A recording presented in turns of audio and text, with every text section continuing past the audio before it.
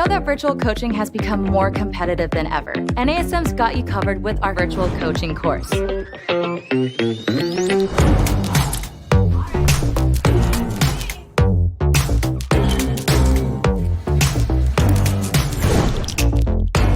NASM's virtual coaching course provides a complete solution to help you translate your services into a successful virtual platform. This course will give you the tools to build and operate a sustainable virtual business model. The formats may be different, but you're still delivering fitness training and effective behavioral coaching. That doesn't change even if you can't be in the same physical space as your clients. The truth is, this is the way to reach more clients and expand your reach and impact. There's never been a better time to carve out your very own virtual space, and NASM is here to help. Welcome to NASM's virtual coaching.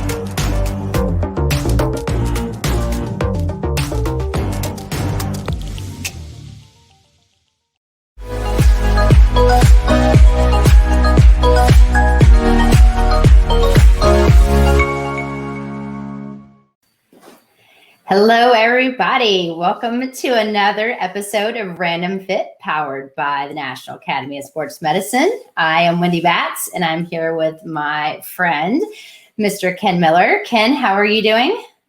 I'm awesome, Wendy. Thank you. How are you? Oh, just living a dream, Yeah. No place I'd rather be. Well, today's episode, we're excited to talk about. We're going to talk about HIIT training. This is a type of training that I don't want to call it a buzzword because it is an actual form of training. However, people have different thoughts when it comes to HIIT of truly what is it? What does it mean? And I hope that after today and after our podcast, we've shed some light on what a true HIIT program or training workout is. And therefore, you can determine, are you doing really a HIIT, or are you just doing an exercise workout that's going to just crush you till you can barely move the next day. So when we actually talk about HIIT, what HIIT stands for is high intensity interval training, but it's also been termed as high intensity intermittent exercise training. And so, Ken, I know you probably do this with some of your clients, I'm sure, right? Mm-hmm. Yeah. Oh, yeah, definitely. Since some years ago, starting, my own training studio and having multiple people in the facility at the same time, it's just been one of those ways that you can address people's need to want to feel like they got a great workout, they've got a good sweat going on, and trying to condense it in a shorter amount of time. So from a practical application standpoint, I've used it actually in both one-on-one, small group. I've even used it with my teams. So very practical when you have a lot of stuff to do within let's say a traditional 50 to 60 minute period. But maybe I want to focus on other things like mobility work. So if I have them foam roll, if I have them do some kind of mobility work, stability work, but then I only have X amount of time to get a higher intensity workout, and they walk up feeling like they got something done, that's when I'll use this quite a bit, because it doesn't take a whole lot of time if you do it right. And I think that's one of the things we're going to talk about today, because, there's oftentimes people talk about different types of training, and it really is a component of HIIT training. It's just the way that it's implemented. And same with myself. I do HIIT workouts with my clients as well, especially when we're short on time or they don't have time to do like an actual cardio workout.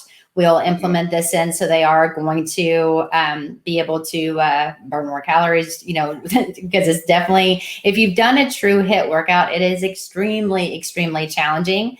However, there are some definite pros and cons. And I know on a pro standpoint, it's definitely time efficient. I mean, that's first and foremost. You're going to burn, more calories. You're going to burn fat. They can be done anywhere. You don't need a ton of equipment. And, it's going to help increase your metabolism, EPOC at the end of the day, so there are, so many different benefits to it. However, there are some cons too, because if you don't have a good foundation on a cardio standpoint, then it can lead to dizziness. Your muscles will be extremely sore. which, as a trainer, sometimes we're like, oh, I crushed that person and they can barely walk. And at the end of the day, that's really not what we're trying to do. You want someone to be able to feel that they came in to see you, but not be able to walk for a week. I mean, that's not the end goal, or at least my end goal with my clients. And there is a chance of injury. So you have to be very careful in the exercise selections that you choose. But I know one of the big things that we're going to stress today is the rest periods and how important it is to provide rest in order to execute a true HIIT workout. Right. Yeah. So you bring up a lot of good points there on the pros and the cons. And I think as a responsible personal trainer, you have to look at, okay, what intensity am I pushing my client to pursue when it comes to this way of working out? And I think, one of the things that I see quite a bit, especially when you see people training outdoors, or somebody might just be dropping in for a session, but within that session, there lies some kind of high intensity portion of the workout, but there may or may not have been some qualifying of a person's ability to execute with good form.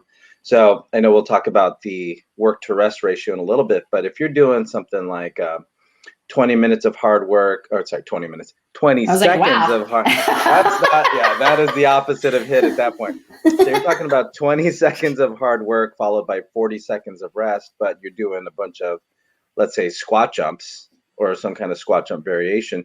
But if the person's knees are coming in or feet are turning out, and all the things that we talk about through the National Academy of Sports Medicine, what we teach to personal trainers, if they're full of compensations, that whole part of risk for injury could be because of you, and you haven't qualified somebody for the workout itself. So I think when we talk about the cons and the risk of injury, that is something that we as strength coaches, personal trainers, have an ability to 100% control when it comes to how an exercise is being executed. I know something that you say quite a bit, Wendy, is, never sacrifice form for a number, right? And that's definitely what we want to hold for this way of training, because essentially, if you're going high intensity, you're looking at a power-based movement for the most part, right? Some kind of jump, some kind of fast-moving exercise,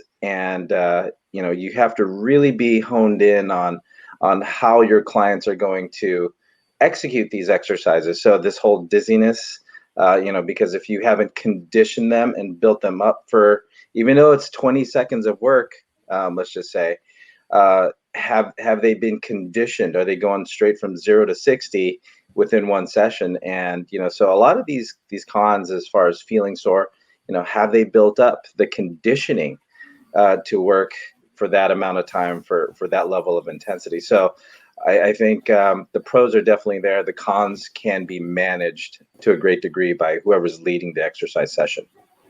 Yes. And so, when I know, as trainers, or when you're taking some of the group fit classes, they're like, oh, come and join my HIIT workout. And it's a 45-minute class.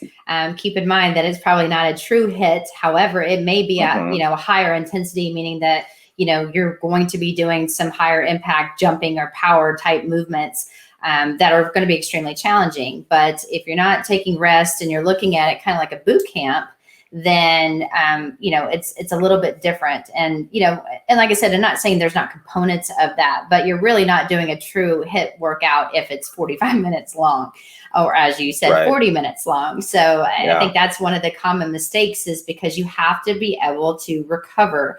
And if you're doing the really hard, interval type workouts, then that recovery is extremely, extremely important. And, for those of you guys that are just joining us, Ken Miller and myself, Wendy Batts, we're on the Random Fit Show talking today about HIIT training. And again, HIIT training is the high intensity interval training, or high intensity intermittent exercises, depending on how you want to look at it. And, right now we're really focusing on the work to rest ratio and the importance of that. Yeah. And, that's one of the first things my clients ask me, is when I say, okay, we're going to do a HIIT workout today. Right. And the next thing that usually come out of their mouths is, okay, how long do we get to rest? right? So they know the exercise selection, no matter what it is, it's not going to be good from the standpoint of, okay, we're going to work, right? We're going to work, and this is not going to feel good. We're going to feel the burn. I just want to know, how long do I have to rest? Which, now they're considered, and we talked about the 20 seconds on. Is it 2 to 1, 2 to 2, 2 to 3? They just want to know, okay, do I get 20 seconds break? Do I get a 40-second break, or 30? Some version of, okay, how long do I get to actually catch my breath in between these circuits? So it just depends on the intensity of the exercise. If I have them doing more ballistic work, something that's going to be more high impact, where they're actually jumping, bounding, or whatever it is, or even one of the things that I like to use personally is the skill mill, where you can either sprint or you can do a high resistance push using that piece of equipment, as if I'm doing a circuit or something like that. They just want to know, okay, well, am I going to be able to take, at least a few, strong, slower, deep breaths to calm my body down before I get to the next bout? So I'll vary the work to rest, whether that's 2 to 1, 1 to, 2 to 2, whatever it is, 1 to 1, equal amount of rest to work. But that's one of the first things that they'll ask, is they know it's not going to feel good. So how long do I get to actually calm down a little bit before I hit the next set? Yeah, my clients pretty much asked the same thing. But, it was interesting because, I was mentioning this to some other trainers, and they're like, and I said we were going to do a HIIT podcast. They were like, oh, so you're going to talk about Tabata training. And I don't, and for those of you guys that have never heard of Tabata training, it is a form of a HIIT workout. And Tabata was discovered in 1996 by a Japanese professor. His name was Azumi Tabata, I think, if I'm saying that correctly. Yep. And, so basically what his thought process was, when you're doing like an actual true Tabata workout, it's going to be the same exercise that you're doing for 4 minutes. Okay. And when I say 4 minutes, it's not straight. So this would be the interval. You're going to be doing, let's say 20 seconds of 80 to 90% of all you have. And then you're going to rest for 10 seconds. And then you repeat that 8 times. And when we are saying 80 to 90 seconds, as hard as you can for 20 seconds, and only resting for 10, and then repeating that for 8 rounds, by the time you're done with your 4-minute workout, you are like done for the day. I mean, because you gave it all that you had during those 20 seconds of that 8 rounds. And so it's extremely, extremely challenging. So one thing I wanted to point out was, when you've got Tabata, it is a HIIT workout. You are doing, complete bouts of an exercise as hard as you can, and then resting. And you're going back and forth. It's fun. They're effective. Everyone loves them because it's challenging. But you've got to be in really good shape to do that. When we're talking about HIIT, though, one of the comparisons between the two is that you could do a lot of different types of exercises. So you could do the common push-ups or jumping jacks or squats, and the same thing. You can do those same type of intervals. However, usually you're going to notice that your work to rest ratio will be different. So instead of it being very specific, it may be anywhere from a 1 to 1 or a 1 to 2, meaning a 1 minute, you're doing it for 1 minute and then resting 2 minutes, and then repeating that for however long you want to do that. And with when you had said circuit training, it would be like the push-ups and then rest 2 minutes, and then the jumping jacks and rest 2 minutes, and squats and rest 2 minutes. And so it does provide a more of a variety, because it's not the same thing. It's not as intense because you're having a longer rest. However, during that time of work, you still want to try to elevate your heart rate and give it all you have. Right. There is nothing left in the gas tank once they get a true, it's those things that, like when we travel, Wendy, and we don't have a lot of time between, let's say if we have to get to the office or to a class, and as presenters who travel, you try to get your workout done in the beginning of the day, because at the end of the day, we know that just mentally, talking all day, that there's not a whole lot mentally, and as far as being able to bring on an intense workout after you've done a day's worth of work. So if it's about, okay, I got to meet Wendy in an hour, but I need to get my workout in before I meet her for breakfast, then it's like, okay, I got 4 minutes. I'm going to do my 20 seconds, 10 seconds, 20 seconds, 10. And, it's just one of those ways you can really fit in a lot in a short period of time. So if you're, in one scenario to where this shorter format really works for 4 minutes of work, it's in those cases where you're traveling, a lot of body weight options as far as repeat work, like you said, Wendy, jumping jacks, push-ups, mountain climbers are a great one. But you're in and you're done, and you can check that box in the beginning of the day. Well, I found it interesting when I was reading more about Tabata that it originally was, quote, invented by him, was to train the Olympic speed skaters. And so, it's for us to be using it with our clientele, you want to think, that was the level that they were using it at, or the level that this person was trying to have these athletes perform this type of workout. Yeah. And I think I kind of have to chuckle, because when you're like, oh yeah, I've only got 4 minutes, I'm going to do this. Like for me, I might be able to do it for 4 minutes, but it may take me 45 minutes to come down and meet you, especially if it was very leg specific. So when we say it's 4 minutes of hard work, if you are giving your 80 to 90 or even 90%, during that 20 seconds for 8 rounds, with such a short rest period, it really does take your body some time to recover. But that, again, will specify the importance of having a very good foundation, because it is extremely, extremely challenging on your muscles, your body, your cardiovascular system, your heart. You name it. Like it's you're working, and it's something you'll definitely feel the first time you do it. You'll know that you did one if you did the Tabata. Now, same thing with HIIT. If you've never done a HIIT workout, they're fun.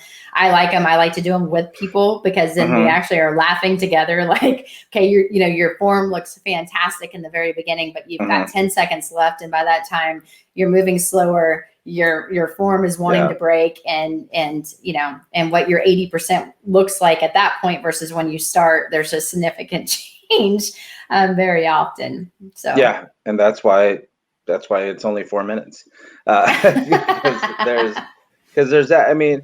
And for anybody that's and I know I brought up the scenario of a quick workout in a hotel, or if you're traveling, body weight and all that good stuff, but if anybody's been a personal trainer or has like those 30-minute workouts, has a 30-minute set they sell in 30-minute packages, things like that, or if you've had a client that's shown up late, not to say that it's a form of punishment for showing up late, I don't know. I think that's where you're going with it. But you still try to compress. Now, all the energy I would have had you spend within this time frame, I'm going to try and have you spend it in this amount of time frame. So we'll do all our requisite warm up, and that's one of the things that's important now, is that when we're now training for somebody for the 20 seconds on, 10 seconds off, we are talking about a high level of intensity, which I said earlier is it's going to be probably power based,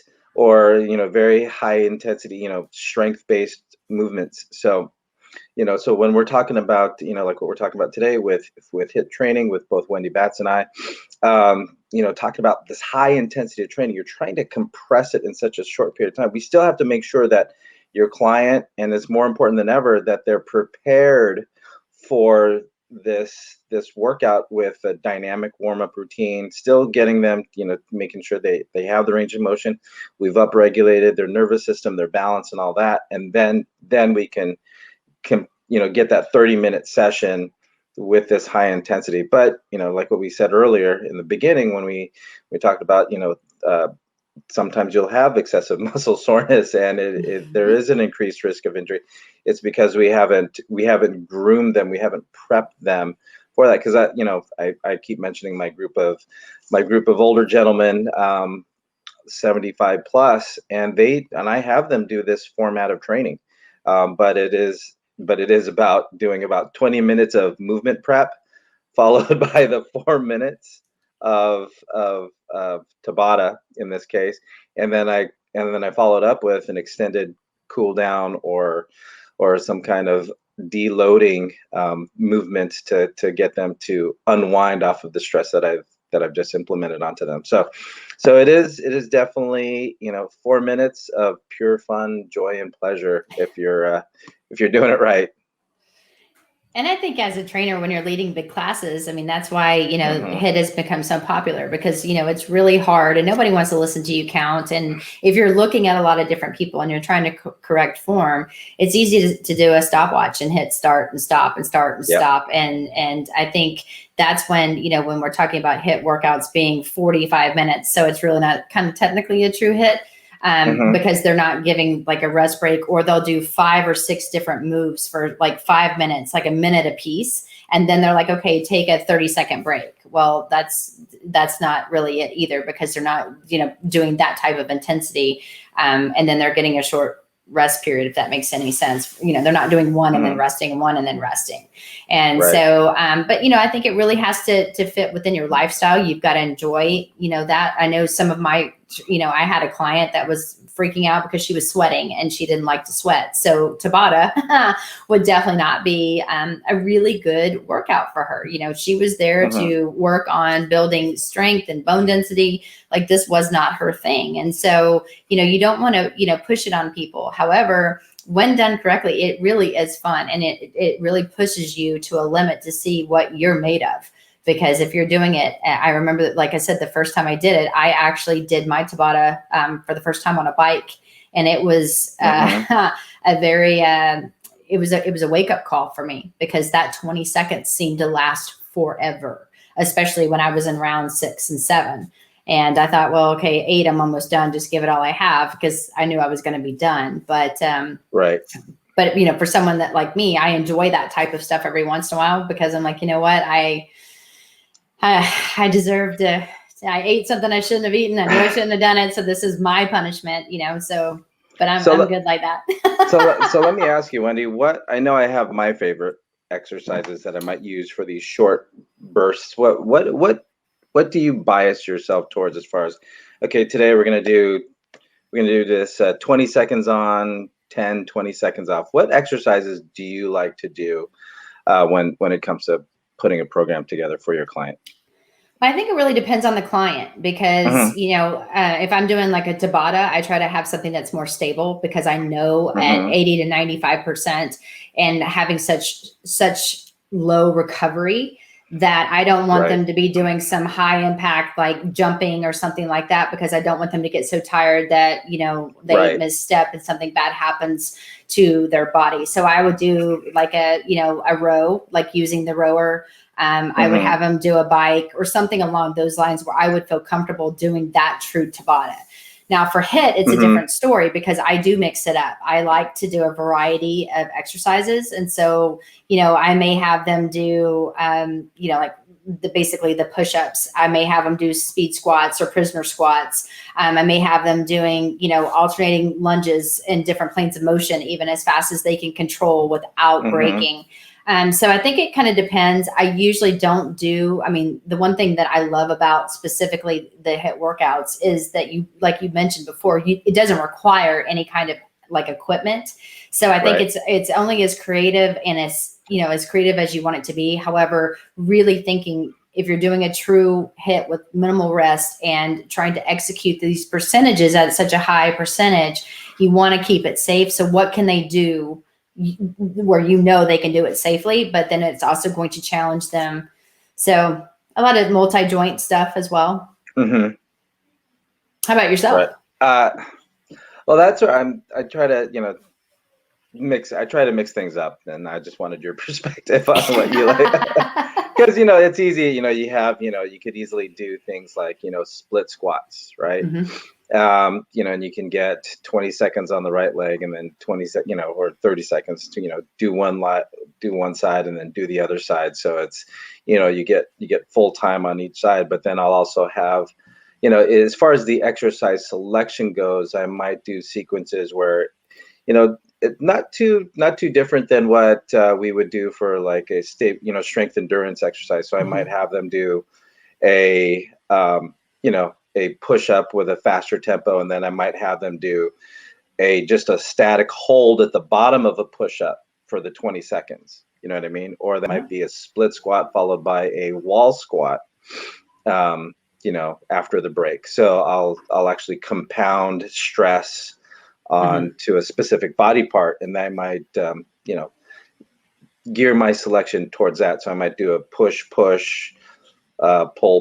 and then a lower body, if I'm doing a 6 exercise HIIT, circuit. And I'll also do some like balance work during the breaks. So it's more of an active rest than it is a true, just gather your breath, and get ready for the next thing. I might just stand on one leg and just kind of point your toe forward, point your toe to the side. And then on the next break, then I'll have them stand on their other leg. And then, that way we can kind of get a little bit of, the ancillary work with balance, and maybe, some shoulder mobility work I'll add in there. But it'll be, it's not unlike what we might do with a regular phase 1 or phase 2, or, strength endurance, or maybe even a power phase, depending on the exercise.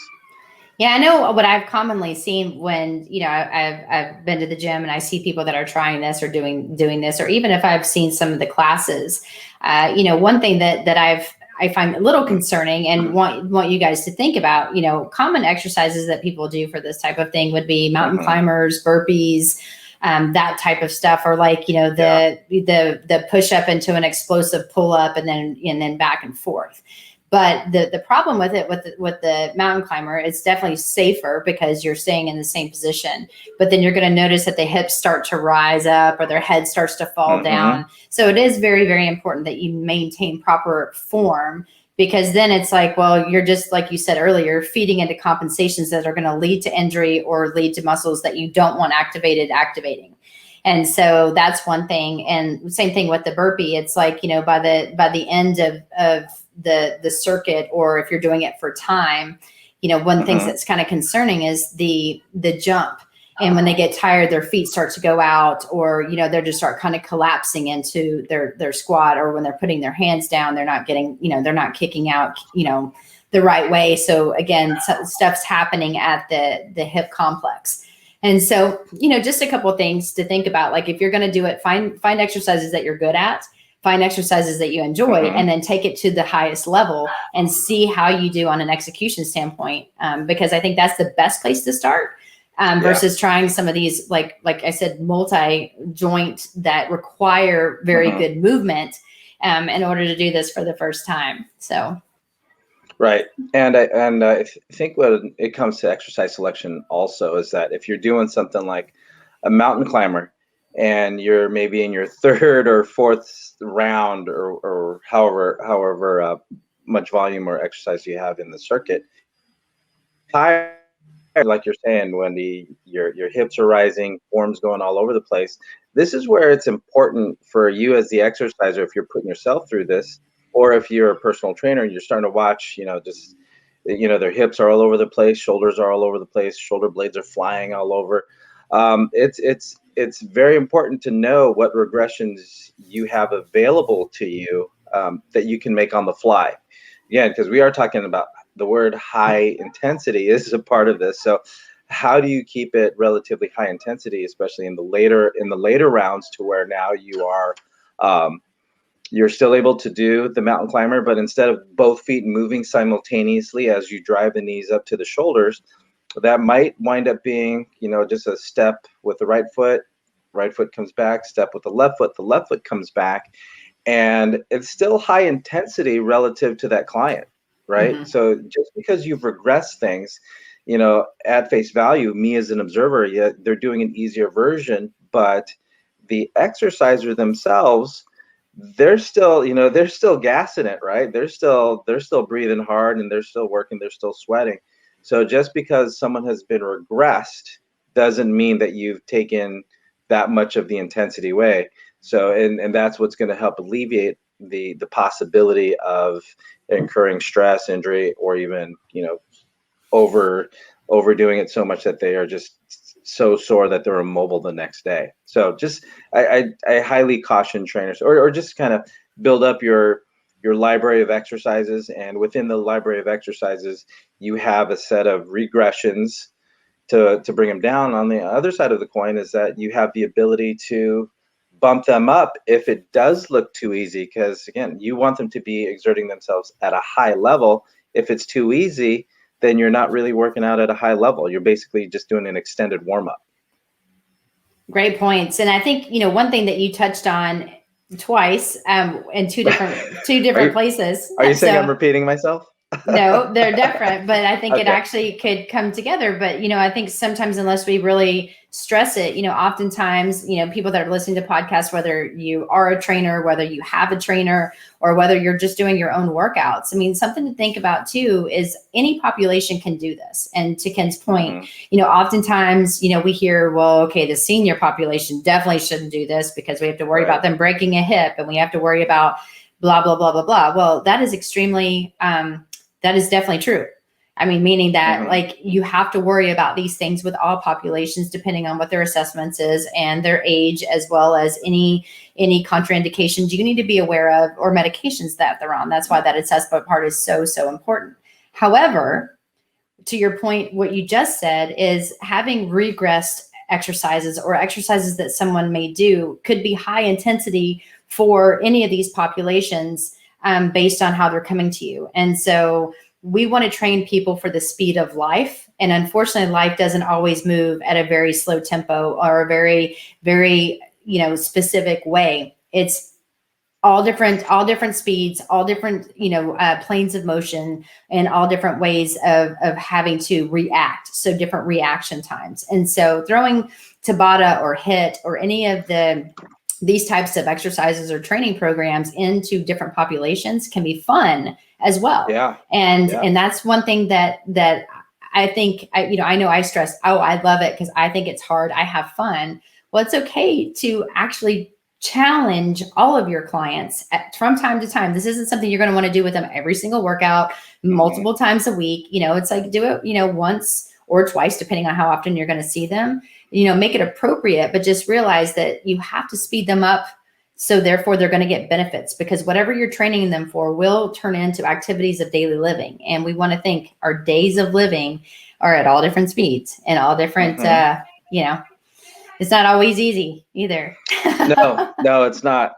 So one other question I have for you, Wendy, and I know it's kind of turning into a little bit of an interview, but because I know you do this with your clients, but what do you say to your clients when they're in that recovery phase, right? So if you have 20 seconds, 30 seconds of rest before they start their next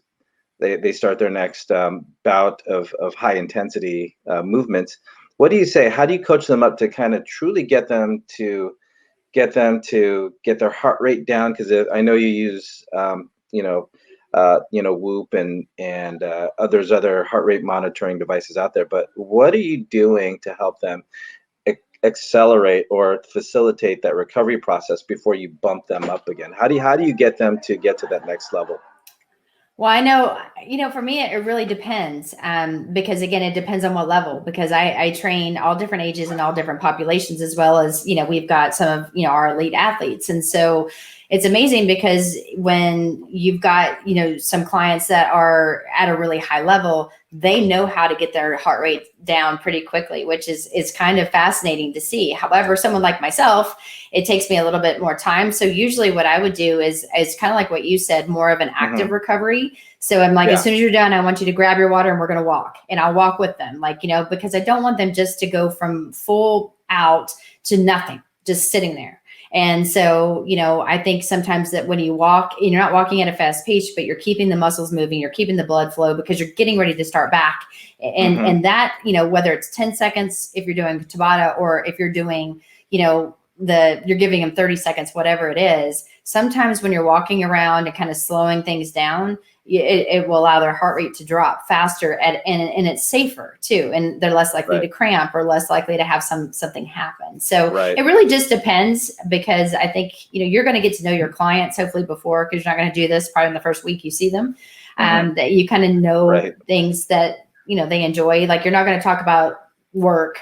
Like, don't start bringing up high stress things that are going to stress someone out, but, really focusing on their breathing, really trying to, focus on their posture. I don't want them bent over. I don't want them doing stuff. I want them to really kind of keep their posture upright. And like I said, even if they don't want to walk and it's something like that, it's really taking deep breaths and trying to control themselves, because that's, at the end of the day, that's what we're there to do. Right. And again, today we're talking about HIIT training, trying to get the most bang out of your buck for your workout. And it's Wendy Batts and myself, Ken Miller here. Bring up all the good things because, I think trying to get the most out of that 10, 20, 30-second break is imperative for them to perform better for the next bout of movement, right? So what I'll try to do, and all the things that you're saying, Wendy, I try to do, as far as, walk around, get your bottle of water, let's wipe off some of that sweat that you've got going on. But I'm also, and this is something I tell trainers, is that, coach them up, right? If you see that their form is, like we talked about form and technique, if their form and technique is starting to go by the wayside, teach them the regression, right? Tell them what, help them visualize what that looks like so that they can perform the next set properly with good form and technique. And like just what you said, Wendy, you want to encourage them, help keep them going. But, this is also a good coaching opportunity to let them know, hey, I see the effort and here's what we can do to do better the next time around, or here's a couple changes I want to make. And, if you do these changes, we're going to be in a good spot. You're still going to feel it, but it's going to be a little bit different on how you feel it. And I think you'll be really shocked, especially if you're doing this and you haven't done it this way, how short that rest period is, especially if you're, so short. Yeah, because, again, with Tabata, it's like by the time you grab your water, you have one sip, you're ready to go again. So you want to be careful what you're drinking in between as well. Usually I don't even grab anything until we're done. I don't know if that's the right or wrong way of doing it. I just don't want to throw it right back up. Well, it's only 10 seconds, right? I know. 10 seconds to take a gulp and then just pray. But, I think, when we're talking about this, one of the reasons, just to reiterate the purpose of us doing this, was because we wanted to let people know when they're talking about doing a HIIT workout and they went to the gym and they did 60 minutes of HIIT. It really might have been a high intensity workout for that individual, but it's not giving anywhere. So like, again, with Tabata, you're up to 100%, 85 to 100%, and then anywhere from 85 to 90%. So it's a little more conservative when you're talking about a true HIIT workout. And, and you're only doing it for a few minutes because of when you're trying to basically give it all that you've got, you don't have 45 minutes to do that type of workout. Now it's different because if you're doing a 45-minute or 60-minute workout, you're doing more of a power workout or, something like that. You may give yourself some adequate time, but I don't suggest the first time you do this. I suggest maybe doing even, 3 or 4 exercises to start with a little longer breaks, so maybe, do something for 30 seconds and rest for a minute or a minute and a half. And then doing something different and trying it 3 and then, adding 4 or 5, but, there's no need to really go past. It should take less than 10 minutes, not including the warm up or cool down. And I think that's the big thing too, is we wanted to reiterate that, we don't want people to go out and try to do a 60-minute HIIT class, or you're asking for trouble in so many different ways. So. I mean, this is, what else is there to say? So I think, and I think, I think one of the points that we're really trying to make here is, the rest is definitely just as important as the intensity of the exercise, because it is about creating those peaks and valleys when you are monitoring the heart rate and you are trying to get them to the intensity. It's just you're not gonna get as many valleys as you are peaks if it is a drawn out, if you're not as restful as you need to be during the rests, or if your intensity isn't as high as it needs to be. So it's just basically more of a drawn out kind of oscillation versus peak and valley for this level of workout.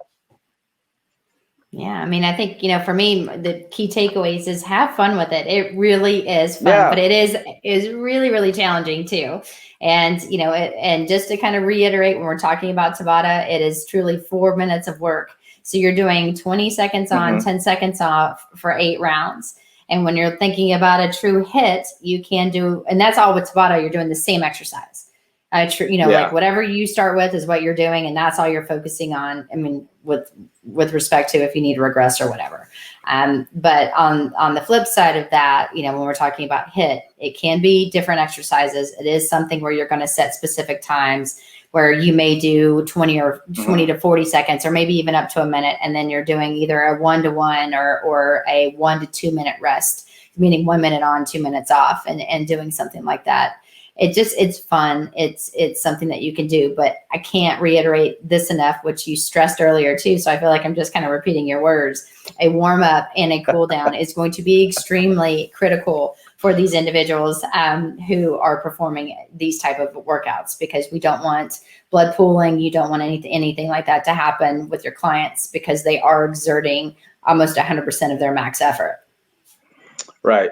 So with that said, Wendy, if we're starting to repeat ourselves, I think it's time that we go ahead and close up on this topic. So as always, I had fun talking about this, because it is something that you see out there. But, question is, whether or not, as an instructor, are these things being done properly? So Wendy, thank you so much for your insight and sharing your experience when it comes to this format of training. And, as I always like to say, it's just, you're only limited by your creativity. So take this format of training and just do with it what you will, but just be responsible with how you take people through. So with that being said, thank you everybody for spending this time with us on the Random Fit on this topic of how to get the most bang for your buck for your workout. So if you like what we had to talk about, please follow, like, subscribe, download the podcast, and so you can listen to it at your leisure. But until next time, thank you everyone, and take care and be well.